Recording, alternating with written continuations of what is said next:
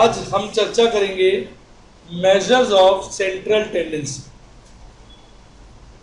इसको शॉर्ट में हम एवरेजेस भी कहते हैं, कई लोग एवरेजेस को मीन भी कह देते हैं, लेकिन मैं आपको बता दूं mean one of the type of average.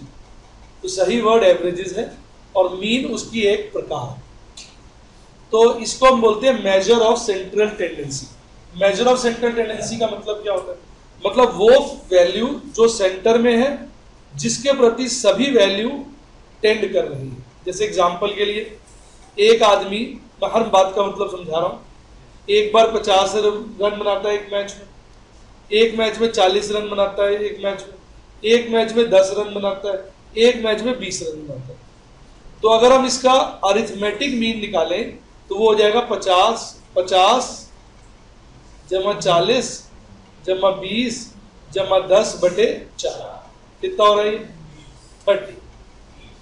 तो 30 जो है वो सेंटर में आ गया। अब सारी फिगर्स ना सेंटर की तरफ टेंड कर रहे हैं, कोई सेंटर से बड़ी है, कोई सेंटर से छोटी है, बीच में उनके एक प्रकार से सेंटर आ रहा है। तो इसको वो इसलिए इसका नाम पड़ गया मेजर ऑफ सेंट्रल टेंडेंसी, यानी डेटा की जो टेंडेंसी है वो सेंटर की तरफ जाता है। किसकी तरफ जाता है? सेंटर की तरफ। तो अरिथमेटिक जो, इसलिए इसको एवरेजेस बोल देते हैं। अब अगर डेफिनेशन देखें इसकी, तो डेफिनेशन क्या हो जाएगी? Average is a single figure that represent entire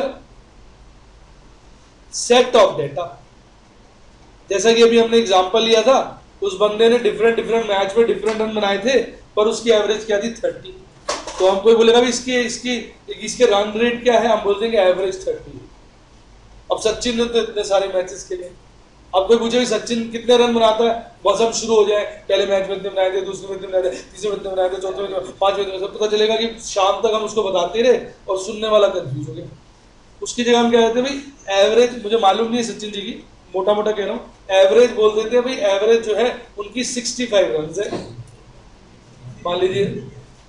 कितनी है वैसे? 50, 52, 53। चलिए काफी ठीक ही गैस था मेरा, ज्यादा ही बताया है। 52, 53 मान लीजिए एवरेज है। तो उससे हमारी बात क्या हो गई? सिमट गई ना, निपट गई। इसी तरह कोई आपसे पूछता है भाई कितने मार्क्स है, आप फट से एवरेज बता देते हैं 85%। तो आपने 5 सब्जेक्ट्स दिए, पांचों की एवरेज बता दे 95%। तो आप क्या करते हो? एवरेज ही तो बताते हो। तो एवरेज जो है वो सिंगल फिगर है जो पूरे डेटा को क्या करती है? रिप्रेजेंट करती है। ठीक, कोई doubt? Measure of central tendency का मतलब भी आ गया, यानी वो सिंगल फिगर जिसपे सारा डेटा क्या कर रहा है? टेंड कर रहा है, मतलब जिसके नजदीक, जिसके इर्द गिर्द घूम रहा। कोई डाउट? अब चर्चा करेंगे एवरेजेस कौन कौन सी होती है। इंट्रोडक्शन दे रहा हूं मैं आपको, टाइप्स ऑफ एवरेजेस। अगर हम बात करें तो एवरेजेस के 3 ब्रॉड क्लासिफिकेशन। पहला है अरिथमेटिक मीन। अरिथमेटिक मीन नहीं कहेंगे, काटेंगे, लिख के पहले लिख लेंगे फिर काटेंगे, उसके बाद लिखेंगे मीन, फिर लिखेंगे मीडियन, फिर लिखेंगे मोड। अब अरिथमेटिक मीन की भी ना 3 वैरायटीज है। मीन, अरिथमेटिक मीन बोल जाता हूं बार बार। मीन की 3 वैरायटीज है। पहला है अरिथमेटिक मीन। एक्चुअली क्या है, मीन में जो सबसे पॉपुलर है वो अरिथमेटिक मीन है, इसलिए मीन बोलते ही तो मुंह से मीन की जगह अरिथमेटिक मीन है। फिर इसके वेरिएंट है geometric mean, harmonic, right. Median जो है उसके भी कुछ वेरिएंट्स है। एक है क्वार्टाइल्स, ये वेरिएंट है, मतलब एग्जैक्ट नहीं है, क्वार्टाइल्स। फिर है डिसाइल्स, फिर है परसेंटाइल्स, और मोड के कोई वेरिएंट नहीं। मोड अकेला चलता। आप पूछिए क्यों? पर नहीं है बेटा, नहीं है इसका मोड। कोई वेरिएंट अकेला चल, तो इसमें डाउट। अब मैं आपको इनके ब्रीफ मतलब बताऊं। मीन होता है जहां पर हमारा सारा डेटा कंसंट्रेट करता है। अगर हम इसको बोले तो फिजिक्स के या साइंस के लॉ से कर सकते हैं कि जैसे मैं इधर एक जगह पे इसको खड़ा करूंगा, ये रुक जाएगा, देखना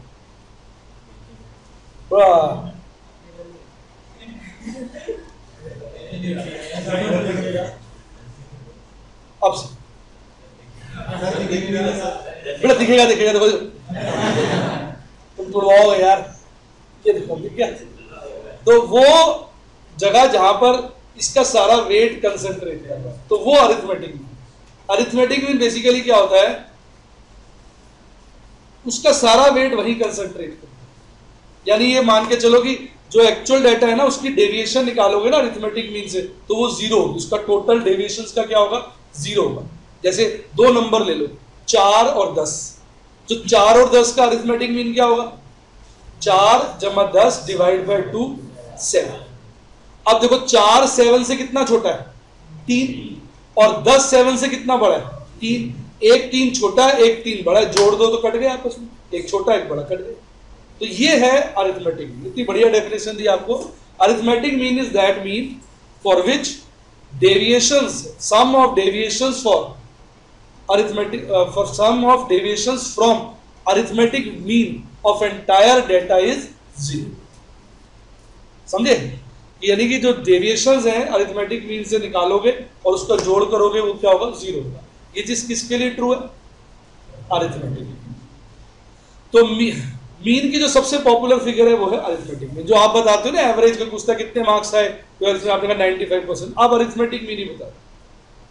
अब जितना भी सुनते हो सचिन का रन रेट क्या है, अरिथमेटिक मीन ही होता है। जितनी भी बातें आप सुनते हो लगभग सारी की सारी क्या होती है, अरिथमेटिक मीन। कुछ अरिथमेटिक मीन नहीं होती जिसकी चर्चा करें। इसके दो वेरिएंट है, ज्योमेट्रिक मीन, हार्मोनिक मीन, इसकी चर्चा आगे करें। मीडियन एक ऐसा एवरेज है कि अगर मीडियन नहीं होता तो भाई साहब शोले पिक्चर नहीं बनती। शोले पिक्चर देखी आप लोगों ने? किस किस बच्चे ने शोले देखी? काफी बच्चों ने। आपने देखी? तो आपने देखा ही क्या, इंडिया की सबसे हिट मूवी है, आज जाती है आप शोले देखो, आप डाउनलोड कर लेना इंटरनेट से, शोले देखो। अगर ये पिक्चर भाई साहब मीडियन ना हो तो, मीडियन की जानकारी अगर शोले फिल्म में जो जेलर था उसको होती, तो भाई साहब शोले पिक्चर ही ना होती। शोले पिक्चर में डायलॉग था, जेलर बोलता है, उसके पीछे बहुत सारे सिपाही होते हैं, कहता आधे इधर जाओ, आधे इधर जाओ, बाकी मेरे साथ। अब आधे इधर चले गए, आधे इधर चले गए, कोई बचा ही नहीं, अकेला जाता रहता, सोचता मेरे साथ बाकी की जगह जय और वीरू आ जाते हैं, उसको पकड़ लेते हैं और खुद भाग जाते हैं, उसको उसकी कनपट्टी पे गन रखते हैं। तो अगर मान लीजिए असरानी जो था, उसका रोल था जेलर का, उसको मीडियन आता होता तो ना वो ये गलती करता, ना जय वीरू भागते, ना गब्बर पकड़ा जाता, ना भाई साहब पिक्चर बनती। तो इसलिए कहते हैं ignorance is bliss, ignorance is bliss, अज्ञानता सुख का आधार। तो जीपीसीपी के लिए तो अज्ञानता ने बड़ा काम किया, इतनी बड़ी हिट बन गई। तो अब आपको याद रहेगा मीडियन की खूबी क्या होती है, वो डेटा को दो टुकड़ों में डिवाइड कर देती है। यानी वो फिगर जिसके नीचे 50% डेटा होगा, वो फिगर जिसके ऊपर 50% डेटा होगा। तो मीडियन डेटा को दो इक्वल पार्ट्स में डिवाइड करते हैं। इसके वेरिएंट्स हैं। क्वार्टाइल्स डेटा को 4 इक्वल पार्ट्स में डिवाइड करता है। डिसाइल्स डेटा को 10 इक्वल पार्ट्स में डिवाइड करता है। परसेंटाइल्स डेटा को 100 इक्वल पार्ट्स में डिवाइड करता है। तो मैं आपको सारी तरह की एवरेज की समरी बता रहा हूं। अब बचा मोड। मोड उनके लिए इंपॉर्टेंट है जो बेसिकली प्रोडक्शन में लगे हुए।